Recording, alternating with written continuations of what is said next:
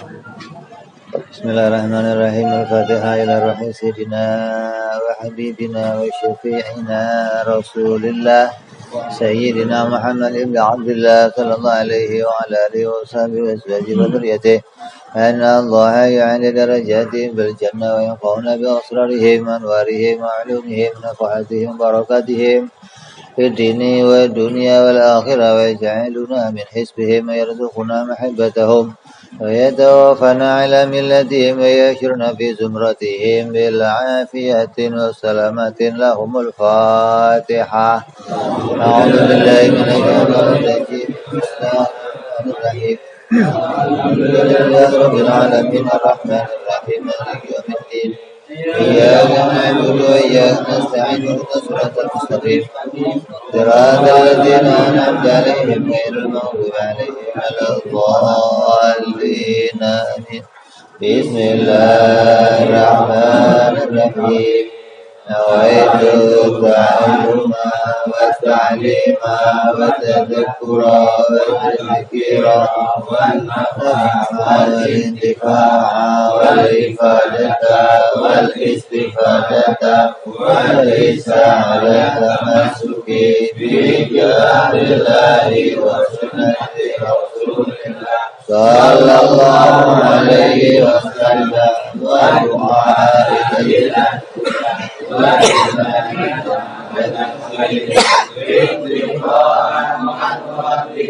وقربه وثوابه وحسن الخاتمة مع اللطف والعافية والصلاح العافية.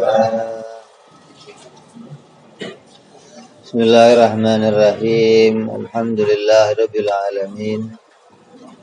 وبه نستعين على أمور الدنيا والدين والصلاة والسلام على رسول الله سيدنا وحبيبنا وشفيعنا ومولانا محمد صلى الله عليه وعلى آله وصحبه أجمعين. أما بعد قال مصنف الكتاب حضرة الشيخ محمد الفضلي رحمه الله وغفر له ولوالديه ونفعنا به في الدارين. ثم إلى صيب شرها إمام إبراهيم البيشري رحمه الله وغفر له ولوالديه ونفعنا بهما في الدارين. اللهم افتح قلوبنا فتوح العارفين وبحكمتك وانصر علينا برحمتك يا أرحم الراحمين. Ila anqal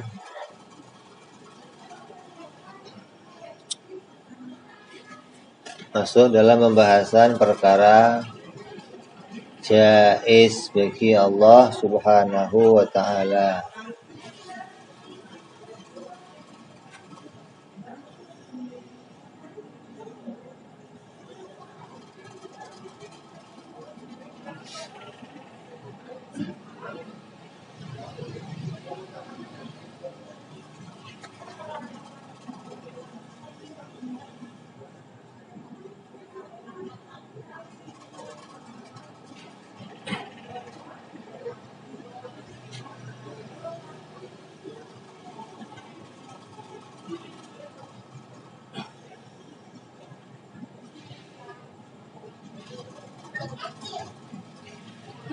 Jaiz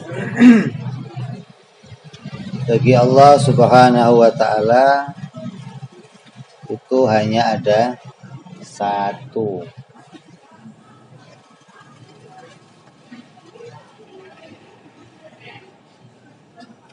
Dan jaiz bagi Allah tidak disebut sebagai sifat, tapi disebut sebagai perkara lain.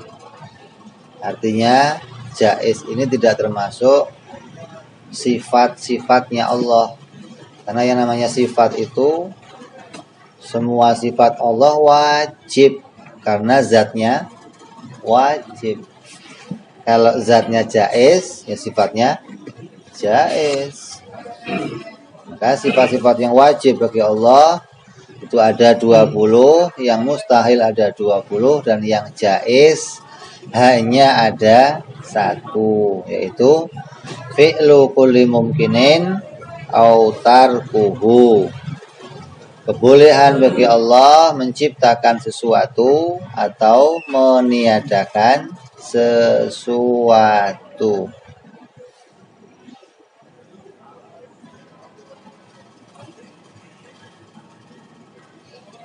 Wa dalilu ala annal mumkinat jaizatun fi haqqi ta'ala annau ittafaqa ala jawaziha. Dalilnya adalah disepakati atas kejaisannya. Artinya semua akal yang waras sepakat kalau perkara menciptakan sesuatu, meniadakan sesuatu itu hukumnya adalah jaiz, itu disepakati oleh akal. Maka akal menemukan dalilnya menggunakan kias. Falau wajaba, apabila wajib alaihi ta'ala bagi Allah subhanahu wa ta'ala fi'lu syai'in, menciptakan sesuatu minha dari perkara mungkin, lan qalabal jaizu wajiban, maka akan berubah perkara yang jaiz menjadi wajib. Jadi disepakati oleh akal. Jaiz itu ya selamanya nggak bisa berubah jadi wajib atau mustahil. Kalau jaiz ya selamanya jaiz, nggak bisa berubah. Maka tidak ada fi'ilnya Allah, perbuatannya Allah itu wajib menciptakan sesuatu, ini nggak ada. Menciptakan apapun bagi Allah subhanahu wa ta'ala itu hukumnya jaiz. Kalau wajib, maka berarti perkara jaiz berubah jadi wajib. Kalau mustahil, berarti perkara jaiz berubah jadi mustahil. Walau imtana alaihi fi'lu syai'in minha lan qalabal jaizu mustahilan, maka akan berubah perkara jaiz menjadi mustahil, dan ini hukumnya mustahil. Jadi akal yang normal bisa melihat bahwa segala kejadian yang ada ini mengalami perubahan, maka itu perkara jaiz. Kalau keadaan itu semua mengalami perubahan, maka menciptakan segalanya itu hukumnya adalah juga jaiz. Kalau menciptakannya wajib, enggak sesuai dengan apa yang kita lihat, karena yang kita lihat mengalami perubahan. Kalau mengalami perubahan, maka tidak bisa menciptakannya jadi wajib, karena wajib itu tidak mengalami perubahan. Sedangkan perkara yang kita saksikan dari perkara mumkinat semuanya mengalami perubahan. Makanya di antara dalilnya adalah apabila wajib menciptakan sesuatu, maka perkara mungkin berubah menjadi wajib. Kalau mustahil, berarti perkara mungkin berubah menjadi mustahil, dan itu tidak terjadi. Berbeda dengan pendapatnya siapa? Orang-orang Mu'tazilah yang mengatakan bahwa innallaha ta'ala yajibu alaihi ayyafa'ala shalah bil abdi. Allah itu wajib menjadikan kebaikan pada hambanya. Seorang hamba itu ya harus dibikin baik oleh Allah. Masa Allah bikin hamba terus dibikin jelek, gimana sih?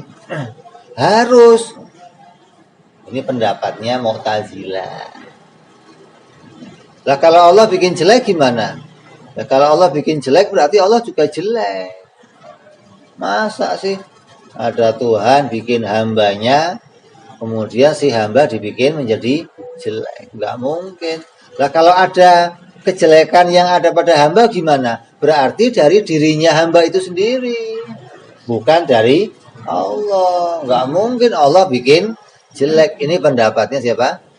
Mu'tazilah. Kita tidak boleh berpendapat sebagai pendapatnya orang-orang Mu'tazilah. Kita berpendapat bahwa menjadikan kebaikan bagi seseorang itu bukan kewajiban bagi Allah.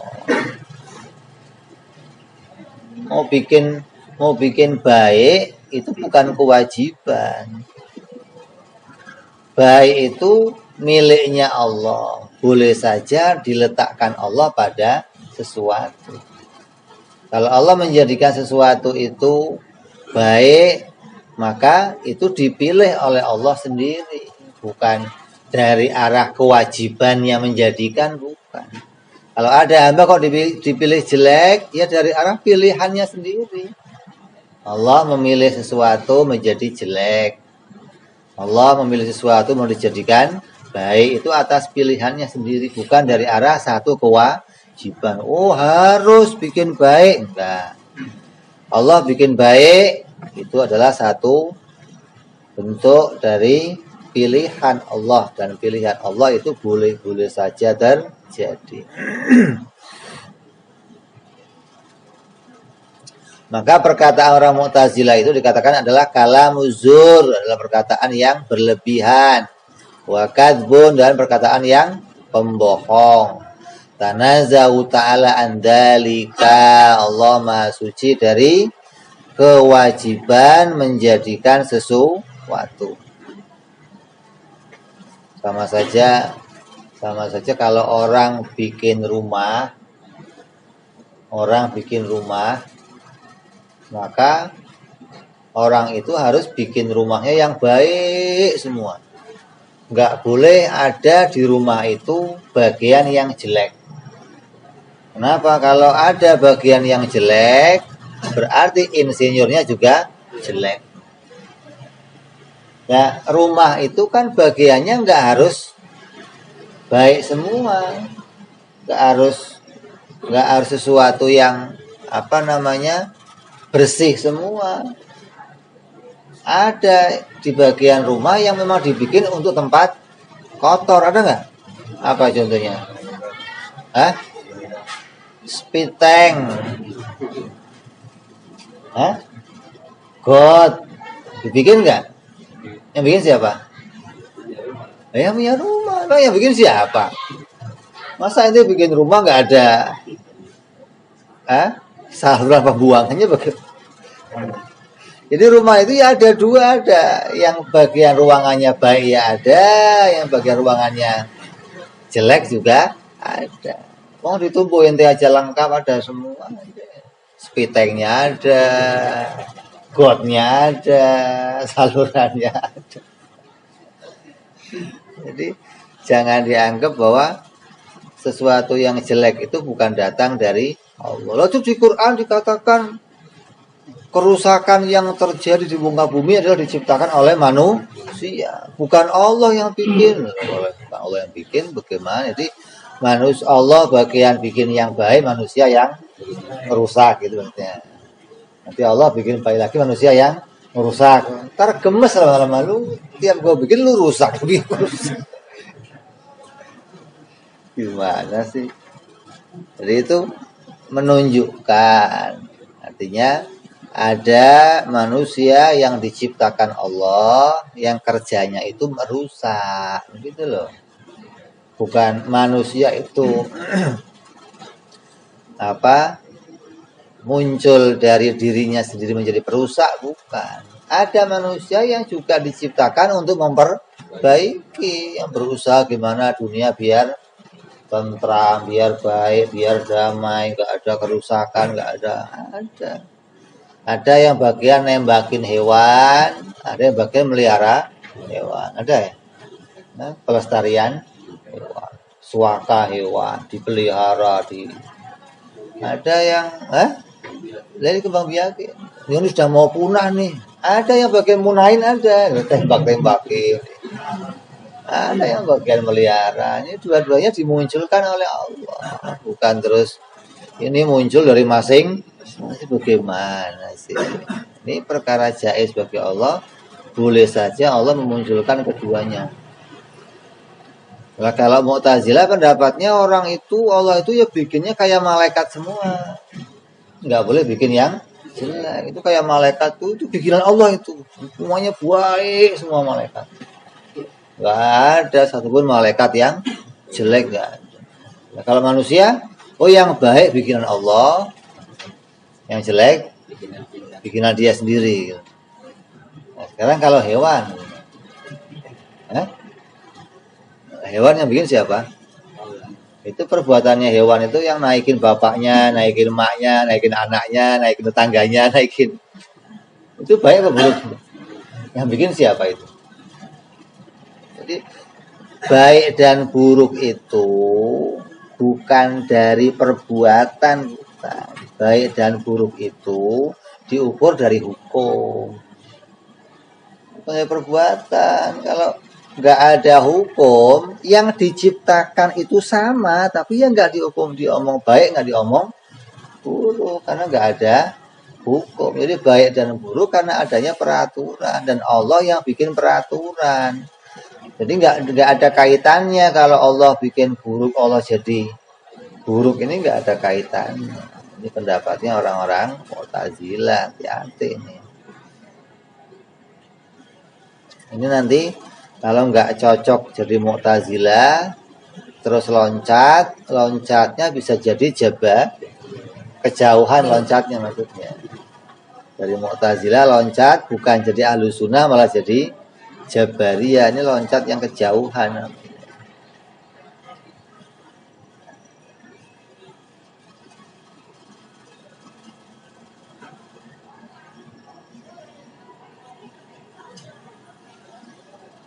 Fakhalaqahul iman fi Zaidin. Masalan, contohnya Allah menciptakan iman pada si Zaid, wa itauhul ilm, dan Allah menciptakan memberikan ilmu min fadlihi, dari arah anugerahnya Allah. Kalau ada orang kok mendapat kebaikan, itu bagian dari anugerah, bukan dari arah kewajiban. Saya mendapat anugerah, saya mendapatkan kebaikan dari Allah, maka ini adalah pilihan Allah, anugerah dari Allah. Bukan, ya Allah ya harus bikin begini untuk saya. Lah yang harusin siapa? Emang ente pernah berbuat apa sebelumnya kok mengharuskan Allah berbuat baik itu? Ente pernah berbuat apa? Pernah nyumbang?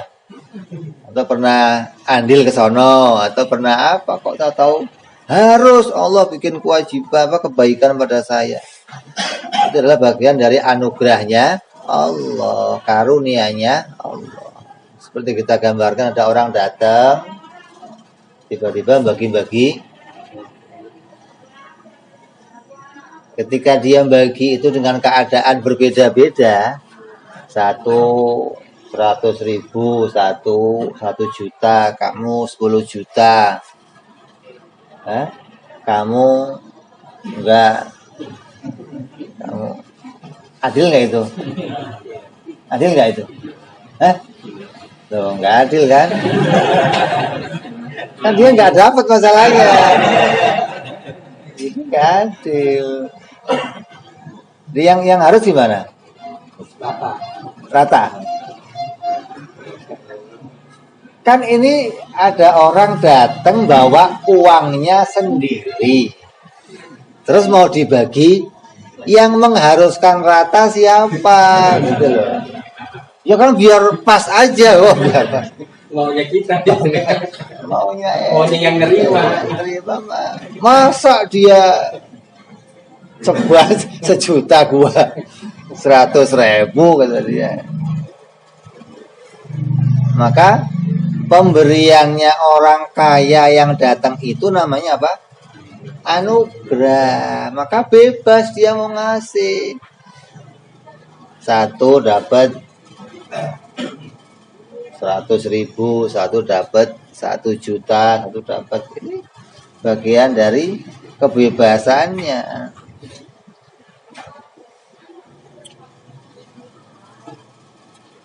Kayak ginilah. Kalau wajib bikin baik sama saja wajib bikin ganteng. Ente pernah protes bikin mukanya begitu? Ya Allah, kenapa muka gua? Pernah lo protes? Kenapa kok nggak dibikin kayak dia semua aja ya Allah, yang ganteng gitu ya?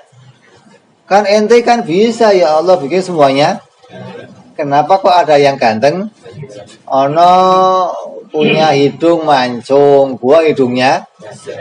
Yang ono matanya biru, mata gua nggak ada warnanya. Gitu.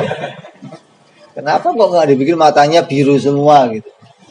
Ini bukan kewajiban. Gitu. Allah bebas mau menjadikan apa keadaan pada hambanya itu bebas, nggak terkait.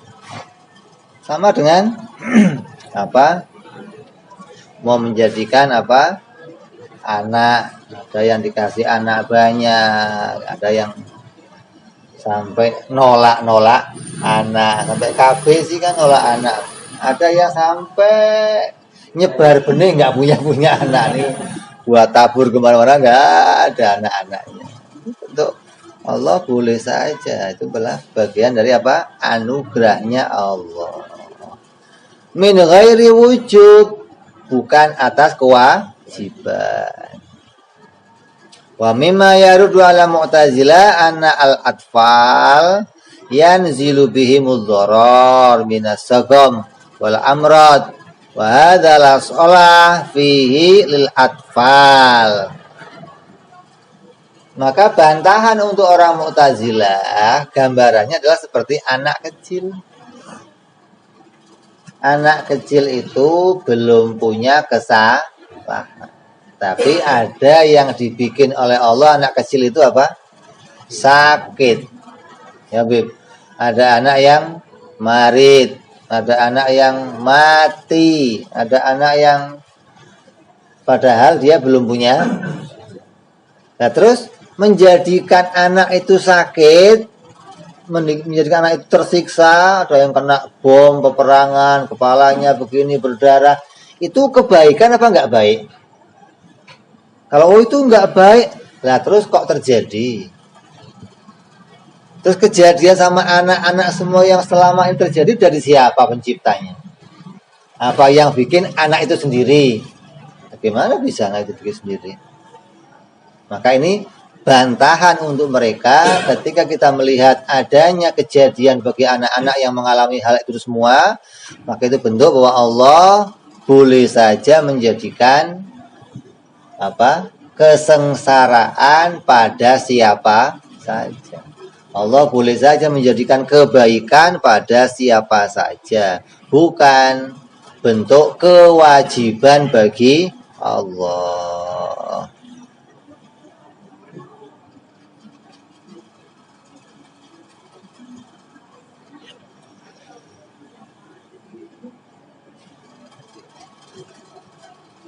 Kata Mu'tazilah, li'anahu Mu'tazilah mengatakan yaquluna innallaha, sungguhnya Allah la yatrukul wajib. Allah itu enggak pernah meninggalkan satu kewajiban. Jadi Allah enggak pernah yang haram, wajib terus kerjaannya. Sunnah enggak juga, wajib terus dah. Allah itu harus melakukan kewajiban. Li'anna tarkul wajib, li'anna tarkal wajib, karena Mu'tazilah, karena semuanya meninggalkan yang wajib, alaihi, bagi Allah itu naksun, adalah kekurangan. Tidak mungkin Allah meninggalkan satu kewajiban. Kenapa? Karena Allah bisa bikin yang wajib, kebaikan-kebaikan, maka Allah tidak akan mungkin meninggalkan, menjadikan satu kebaikan. Dikata mereka, wallahu ta'ala munazzahu an-naqsin, Allah Maha suci daripada kekurangan, bil ijma' wa itabati ta'ala lil muti' fadlan. Maka secara ijma' bahwa Allah Maha sempurna. Maka pendapat Mu'tazilah ini adalah dibatalkan dengan apa? Terjadinya bentuk keburukan pada manusia. Contohnya siapa? Anak kecil yang belum maksiat, belum ngelakuin apapun, tetap terjadi pada mereka satu doror atau apa kesusahan. Terus wa isabati Allahi ta'ala lil muti' fadlan. Begitu pula Allah memberikan pahala bagi orang-orang yang taat. Ada orang sholat, ada orang puasa, ada orang haji. Kok diberi pahala oleh Allah? Itu adalah anugerah. Ada orang kok kemudian bisa masuk surga, itu anugerah dari Allah. Kok bisa? Lah, kebaikan yang ada pada kita, sholat kita, puasa kita, zakat kita, haji kita, itu semua diciptakan oleh Allah. Sudah dikasih ibadah, ditambahin lagi masuk. Bukan, oh Allah wajib memasukkan orang yang sholat ke surga.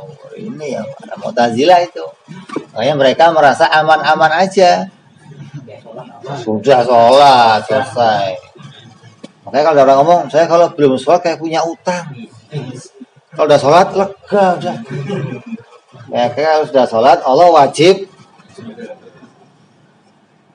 Atau kalau udah sholat, wajib selamat lah.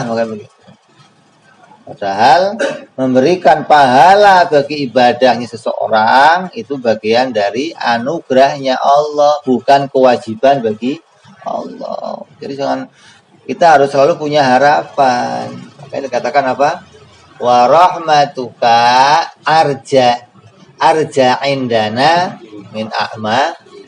Ya Allah, rahmatmu Engkau penuhkan kepadaku, kepada kami dalam bentuk amal ibadah. Jadi kita ngakuin saya bisa beramal ibadah itu bukan karena keteguhan saya sendiri, ketekunan saya sendiri, bukan. Itu betul-betul anugerah dari Allah, dihantarkan oleh Allah, dirahmati oleh Allah kita, hingga kita mudah melakukan itu semua. Maka kalau kita kok bisa ngelakuin taat, ini kalau pandangannya orang-orang tasawuf, kalau sudah bisa ngelakuin sholat, ngapain? Syukur diberi kebaikan. Bukan tanya upahnya mana, bukan. Beda sama anak kecil. Anak kecil kalau sudah disuruh sama orang tuanya, berhasil dia melakukan yang disuruh, upahnya dianggap perbuatan itu hasil dari dirinya sendiri, hingga dia minta upah kepada Allah. Kalau kita kan enggak, kalau orang-orang tasawuf enggak boleh begitu, harus bisa nyadarin, oh ketika muncul kebaikan pada diri saya, maka itu anugerah dari Allah, dan enggak layak saya untuk minta yang lain. Mensyukuri yang baik ini saja saya mungkin belum bisa.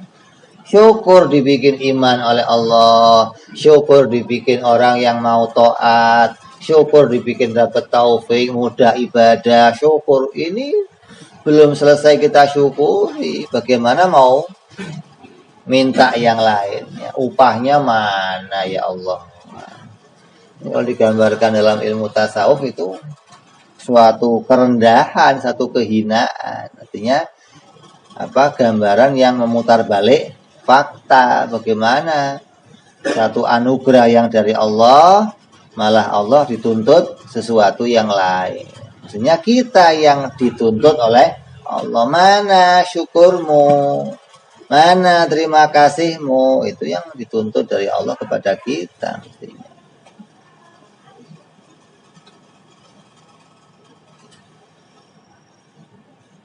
Wa iqabihi lil 'asi adlan. Adlun, dan Allah menyiksa orang-orang yang maasi itu adlun minhu, itu adalah keadilan dari Allah. Kalau ada orang salah, Allah bikin orang itu jadi salah, kemudian dia itu disiksa, maka itu bukan kezaliman, itu keadilan. Mana ada orang yang salah terus dihukum, kemudian dikatakan zalim? Ada? Ada. Habib Rizik doang itu salah dihukum, itu dipersalah, dibikin jadi salah, kemudian dihukum, maka akan dikatakan ini zalim. Ketika apa? Kesalahannya itu bukan atas pilihannya. Kesalahan itu bukan atas usahanya. Maka itu namanya zalim. Maka Allah tidak pernah menghukum orang yang berbuat salah bukan atas pilihannya sendiri. Kalau orang itu berbuat salah atau melakukan satu kesalahan karena diciptakan langsung oleh Allah tanpa usaha, maka dibebaskan dari kesalahan, dibebaskan dari hukuman. Tapi kalau dibikin oleh Allah berbuat salah dengan bersamaan usaha, maka ini yang nanti akan dituntut. Apa tuntutannya? Usaha apa yang telah kamu pilih? Ada yang milih nyekek botol, milih berzina. Ditanya, kamu nyekek botol dipaksa enggak? Apa pilihannya sendiri waktu nyekek itu? Kalau hukum terpaksa apa? Terpaksa minum apa dipaksa? Maka orang yang milih sendiri untuk minum, maka itulah orang-orang yang kemudian akan dihukum oleh Allah. Kenapa? Dihukum atas pilihannya memilih keburukan. Padahal sudah dikasih nabi, sudah dikasih kitab suci, sudah dikasih bentuk petunjuk, masih aja milih nyekek. Nah, berarti memang dia ngelakuin itu atas pilihannya. Waktu kamu nyekek, kamu tahu nggak kalau Nabi ngelarangnya? Tahu. Waktu kamu nyekek, kamu tahu nggak itu Quran melarangnya? Tahu. Kok kamu cekek? Ya gimana lagi? Nah, jadi kamu dihukum gimana? Ya terima. Gimana nggak terima itu? Kecuali waktu kamu nyekek, kamu tahu nggak Nabi ngelarang? Nggak tahu. Nah, apa nih? Waktu kamu nyekek, tahu nggak Quran melarang? Nggak tahu. Nah, ini ya keluar bebas sudah. Kalau nggak tahu gimana? Nanti urusan hukumannya diperingan itu nanti ada satu alasan lagi. Kalau begitu nanti jadi orang nggak tahu enak, emang enak jadi orang nggak tahu. Satu sisi. Nah sisi yang lain ya kamu dibodohin orang, ditipu orang, dijahatin orang gara-gara jadi orang bodoh. Jadi jangan dianggap bahwa menghukum orang yang salah itu adalah kezaliman, enggak. Tapi Allah menghukum orang yang salah atas pilihannya itu keadilan. Idza la tanfa'uhu ta'ala ta'atun, maka bagi Allah itu tidaklah menjadi manfaat ketaatan. Wala tadurruhu ma'siyatun, dan tidak ada madharat, tidak ada bagi Allah madharat tentang adanya kemaksiatan bagi si hamba. Kalau ada hamba kemaksiat, Allah tidak mendapatkan kerugian, nggak ada. Li'annahu nafi'. Kenapa? Karena Allah itu an-nafi' yang menjadikan manfaat. Allah itu adalah ad-dharrun yang menjadikan kerugian. Maka Allah nggak mengalami manfaat, nggak mengalami kerugian. Mau dia yang bikin manfaat, dia yang bikin rugi. Bagaimana rugi itu mendatangi dia, manfaat mendatangi dia. Wa inna ma hadza ta'at wal ma'asi alamatun. Maka adanya maksiat dan ketaatan pada kita itu menjadi alamat ala anna Allah ta'ala yusibu wa yu'aqabu min ittisafi bihima. Ini bentuk alamat. Kalau kita melihat Allah menjadikan kebaikan pada saya berharap ini alamat akan dijadikan baik lagi nanti di akhirat. Kalau Allah menjadikan keburukan pada saya, maka ini alamat akan dijadikan keburukan nanti di akhirat. Maka jangan seneng.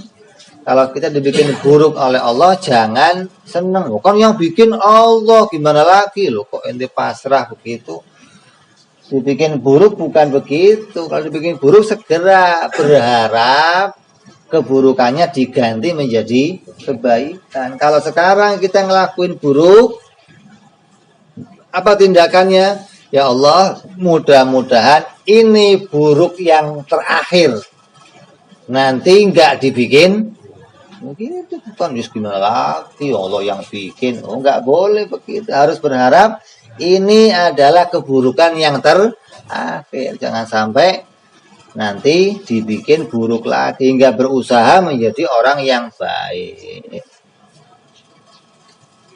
Kenapa? Karena ketaatan menjadi alamat dan kemaksiatan juga menjadi alamat. Ala anna Allah Ta'ala yusibu wa yu'aqabu min ittisafi bima wa man arada qurbahu.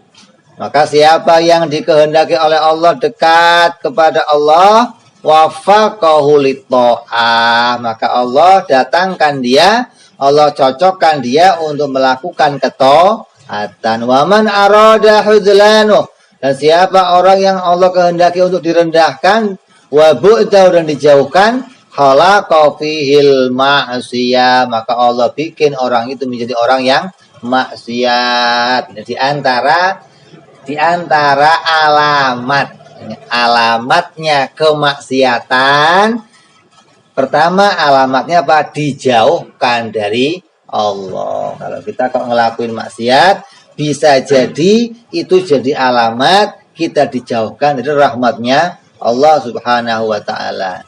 Anna Allah Ta'ala yuthibu wa yu'aqabu bin ittisafi bihima. Wa man arada hudlan wa bu'dahu khalaqa fihi al-ma'siyah fa jami'ul umur min af'al khair wa syar fi khalqillah. Maka kesimpulannya adalah bahwa segala perkara dari perbuatan baik maupun perbuatan jelek bi khalqillah, atas ciptaannya Allah.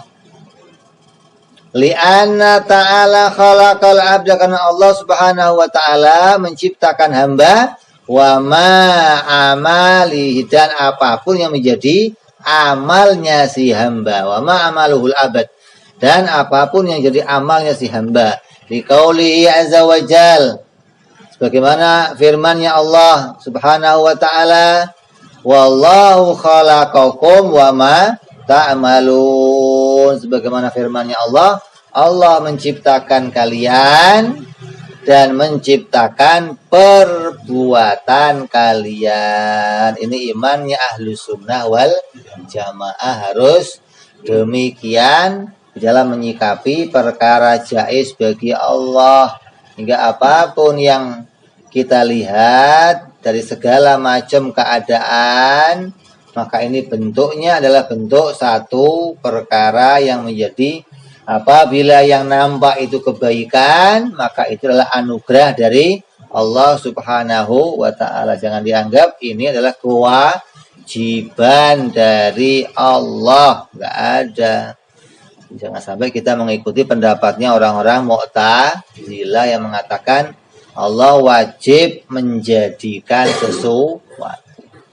Apalagi kalau sudah kita merasa kita ngelakuin sesuatu, maka kita anggap sesuatu itu ya harus dibalas oleh Allah. Masa sih saya udah berbuat begini tidak dibalas kebaikan apa-apa oleh Allah? Maka orang-orang ini nggak bisa membedakan mana wajib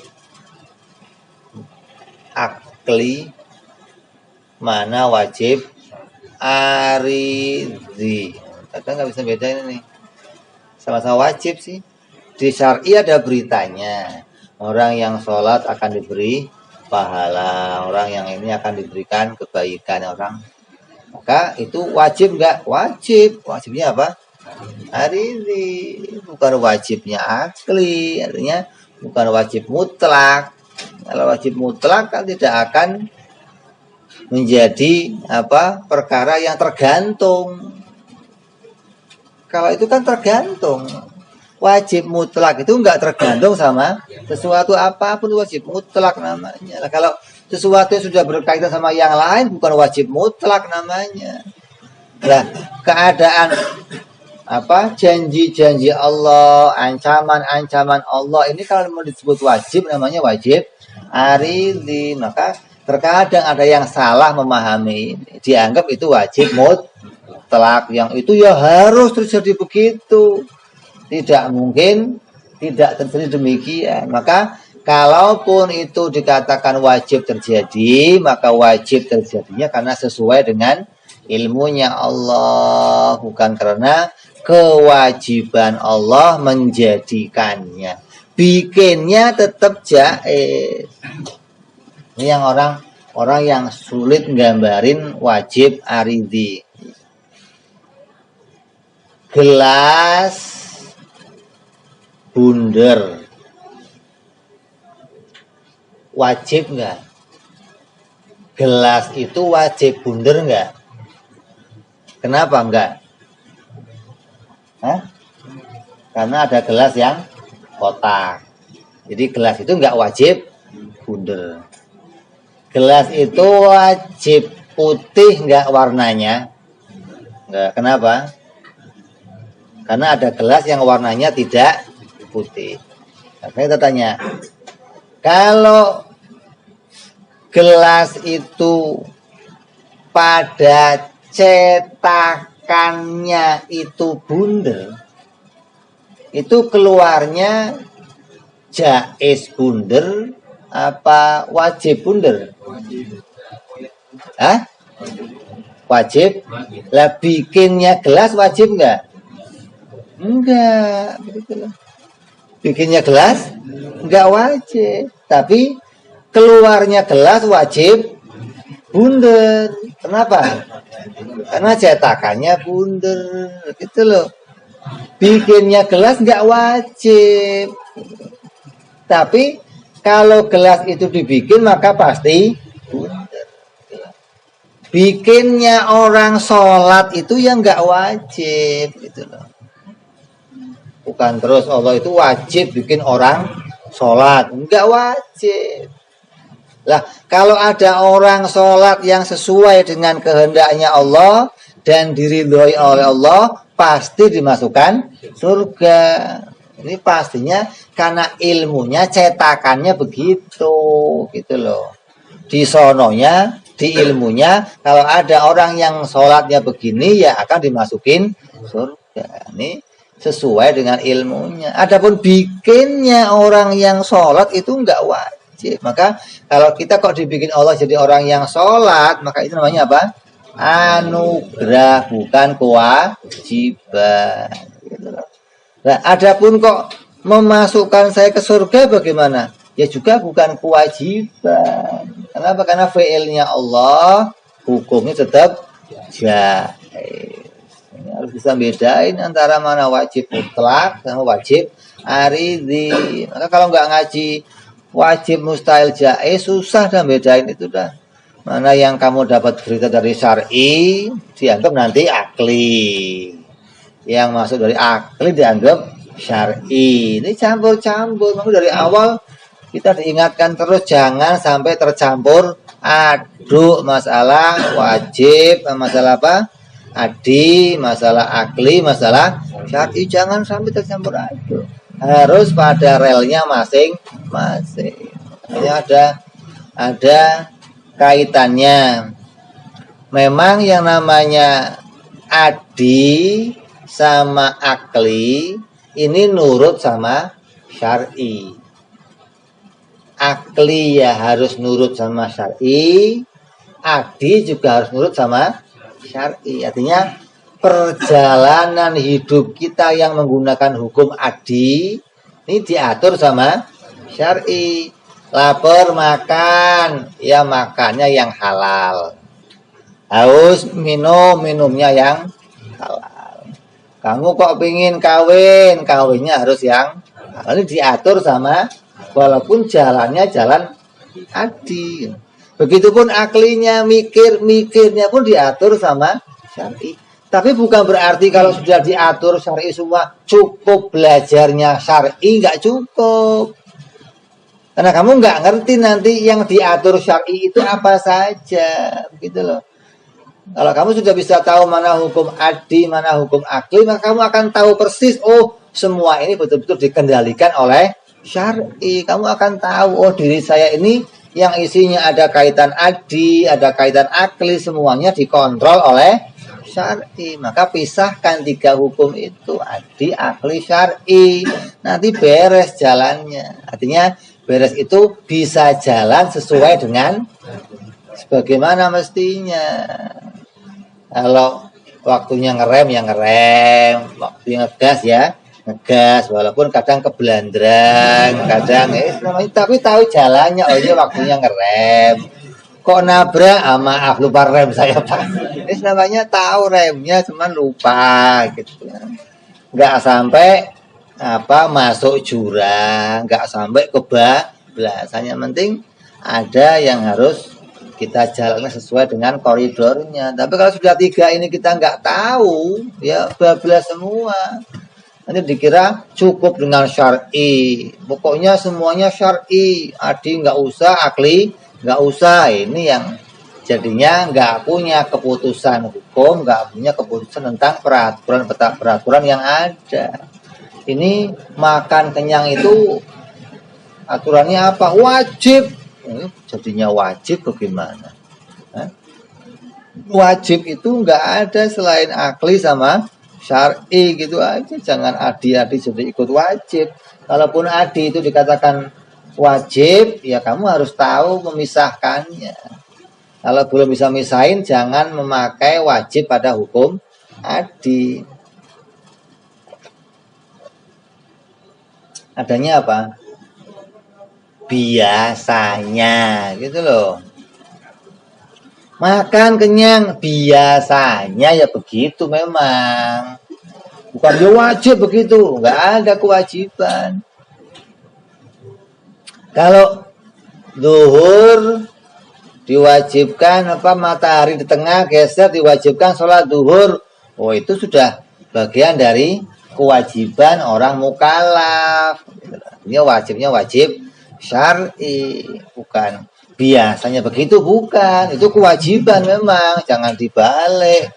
Ini waktu dulu ya biasanya begitu. Itu bukan kebiasaan, bro. Kalau bolak-balik kan repot.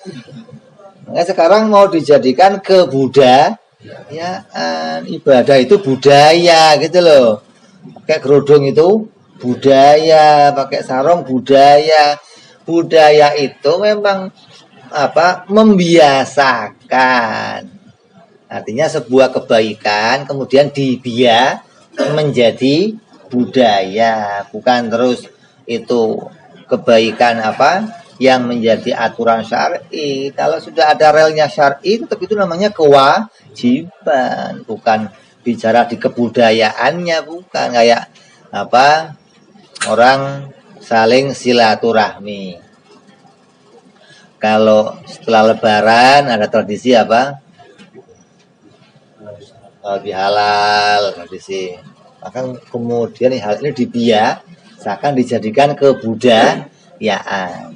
Kalau mau dijadikan kebudayaan bukan berarti membuang hukum syar'i. Dari hukum syar'inya memang itu jadi bagian hal yang diperintahkan agar kita mengerjakan bagaimana satu sama lain saling bersilaturahmi, tapi bukan kewajiban. Maka kalau bukan kewajiban bisa dibudayakan. Yang sunnah-sunnah itu bukan kewajiban jadinya budaya, nggak bisa. Kalau kerudung bukan kebudayaan, kewajiban.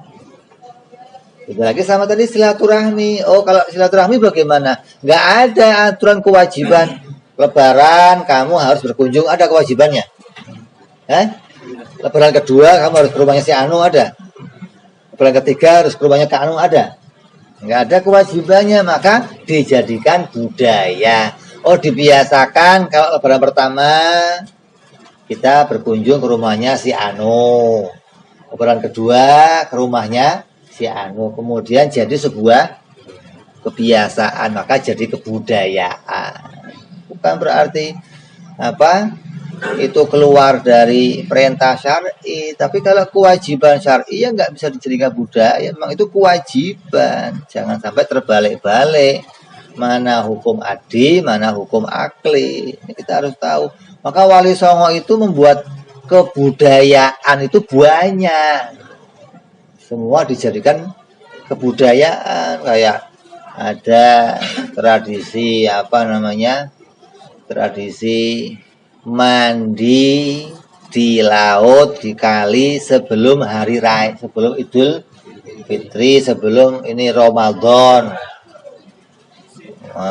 Dibiasakan jadi kebudayaan. Oh, di sana kebudayaannya kalau tanggal sekian pada mandi di kali. Oh, itu ada hikmah syar'inya. Kalau kebudayaan itu dibiasakan oleh orang-orang ahli syar'i.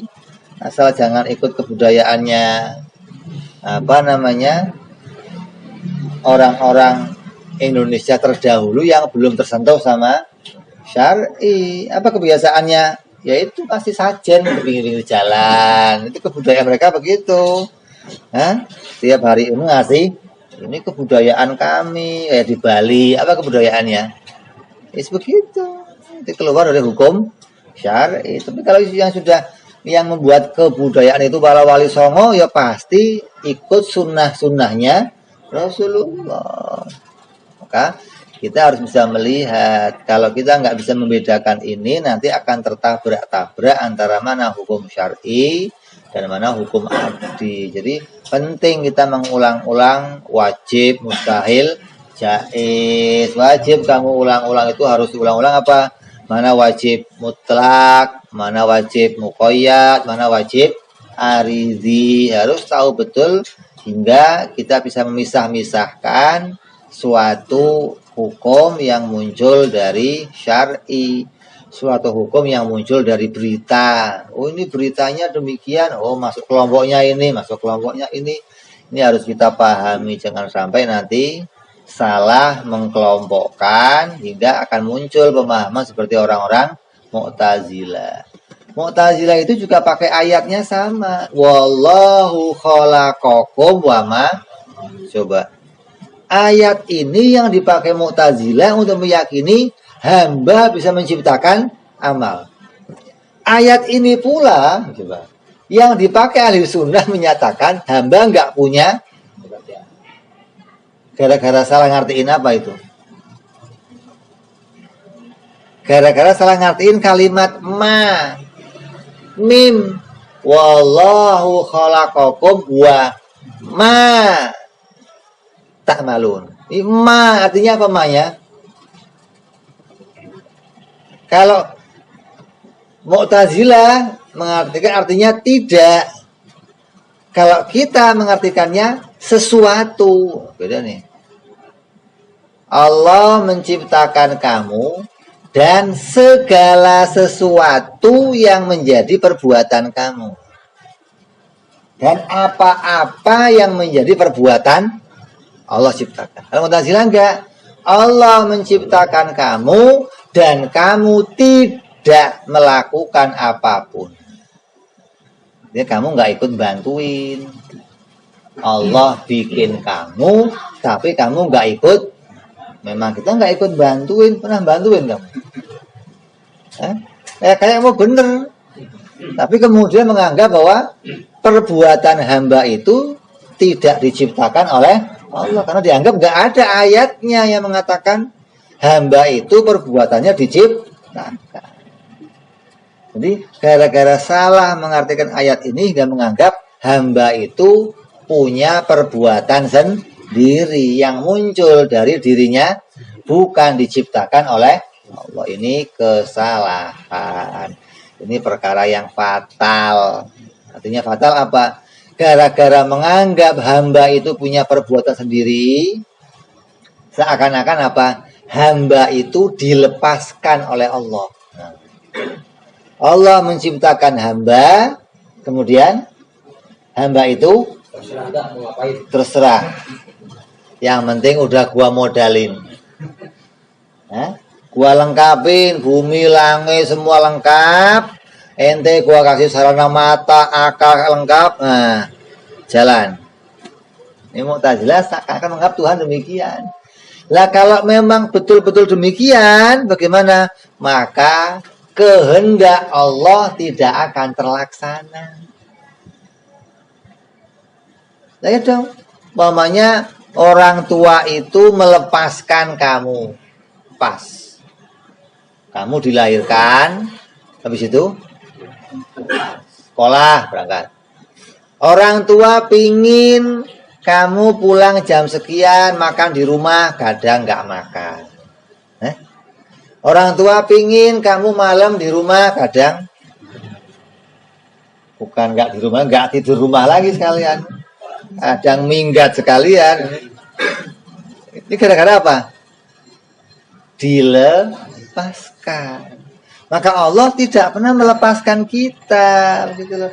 Hingga kehendak Allah akan terlaksana. Allah ingin hambanya di rumah, ya akan dijadikan di rumah. Nggak terus pinginnya itu cuma pingin doang. Wah pingin dah. Semua hamba itu muslim semua. Tapi gimana lagi ya? Kayak ngenes banget Tuhan itu. Ini Tuhan apa Tuhan? Ngenes begitu kayaknya. Gimana sih? Orang tua kan begitu. Pingin anaknya rukun, anaknya baik semua. Itu kan pinginnya doang. Tapi nggak semuanya telak. Kenapa? Karena melepaskan. Begitu loh. Dan Allah juga tidak memaksa.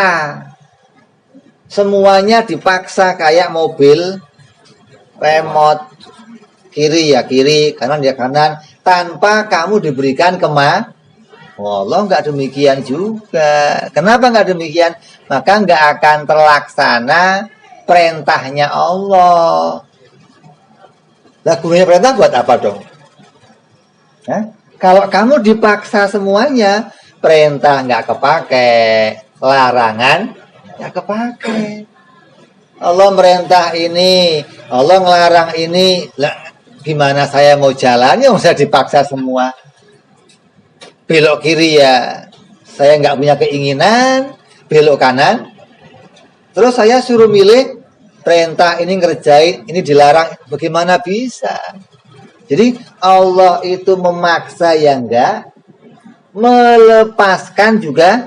Terus apa? Di antaranya. Coba. Apa di antaranya itu? Di antara memaksa dan melepaskan apa itu? Menjadikan sesuatu kepada hamba dengan diberikan nilai usaha. Allah kayak orang itu apa? Melepas kepalanya, megangin buntutnya gitu loh. Itu kayaknya kemana-mana, tapi ya di situ juga gitu loh. Ini kayaknya kamu itu bisa kemana-mana, tapi semuanya cocok sama kehendaknya Allah. Artinya kamu diberikan oleh Allah pilihan untuk memilih sesuatu, tapi pilihan kamu itu diatur oleh Allah. Oh, nanti milihnya yang ini. Dengan cara yang halus, yang hingga kita sendiri nggak pernah merasakan kalau kita dipindah oleh Allah dari satu keinginan ke keinginan yang lain. Halusnya Allah menjadikan diri kita dari satu keadaan ke keadaan yang lainnya. Saya mau nanya, kamu pernah berasa nggak kalau kuku kamu tambah panjang? Pernah berasa? Pernah? Pernah nggak? Coba kalau saya tarik sedikit aja coba. Ambil tang, tarik dikit aja. Dikit aja nggak, jangan berapa, dikit cek gitu. Berasa? Lah kamu tiap waktu tambah panjang, asal Jumat udah panjang aja. Nggak pernah berasa Allah mengganti keadaan kita. Kamu tambah tinggi. Pernah berasa? Tahu-tahu berasanya perut buncit, Insya Allah. Ini perut buncit begini. Kapan makan apa? Gua ini tetap perut buncit aja. Ini Allah nggak pernah kita nggak pernah merasakan bagaimana perpindahannya itu. Yang tahu siapa? Ya akal kamu. Akal kamu yang harus tiap waktu sadar bahwa segala kejadian ini dimunculkan oleh Allah. Tidak akan tahu bagaimana kita mengakui ini semua adalah anugerah dari Allah, karunia dari Allah atas pilihannya Allah. Maka inilah akidahnya Ahlus Sunnah wal Jamaah yang berkaitan dengan perkara jaiz bagi Allah. Insyaallah kita akan sambung yang akan datang bicara masih menyangkut perkara jaiz. Apa-apa sih yang masuk perkara jaiz bagi Allah? Di antaranya apa? Melihat Allah. Di antaranya lagi apa? Mengutus para nabi. Yang sudah kita bicarakan apa? Menjadikan kebaikan dan keburukan. Ini masuk bagian dari perkara-perkara jaiz bagi Allah Subhanahu wa taala. Insyaallah kemudian kita dipanjangkan usianya oleh Allah, disehatkan oleh Allah, dikuatkan imannya oleh Allah, dijadikan bisa berkumpul kembali dalam majelis ilmu yang bermanfaat hingga kita bisa selamat dunia sampai akhirat. Amin ya rabbal ala hadiniyah wa la niyatin shalah wa ila hadratin nabi. Al-Fatihah.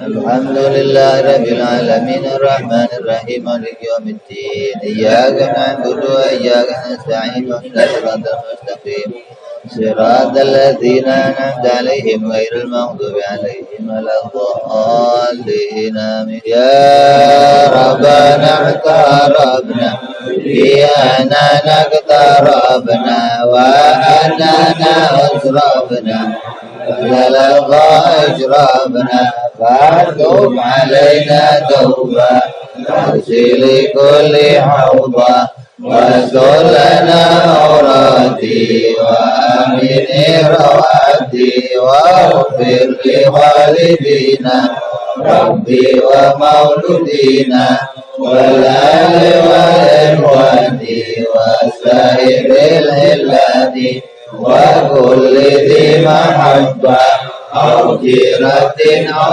صحبة والمسلمين أجمعين آمين ربي أسمع فضلا وجودا منا لا باكتساب منا بالمصطفى رسولي نحظى بكل سهل صلى وسلم ربي عليه أفضل الحمد وآله وصحبه عدد قصي صحبي والحمد لله في الفتح والثناء سبحان ربك رب العزة عما يصفون وسلام على المرسلين الحمد لله رب العالمين.